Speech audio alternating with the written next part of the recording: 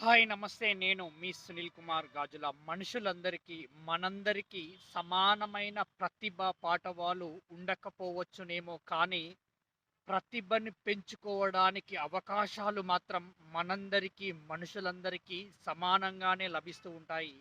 ఆ అవకాశాలని ఎవరైతే అందిపుచ్చుకొని ముందుకు వెళ్ళగలుగుతారో, వాళ్ళే జీవితంలో అద్భుతంగా ఎదగడానికి ఆస్కారం ఏర్పడుతూ ఉంటుంది.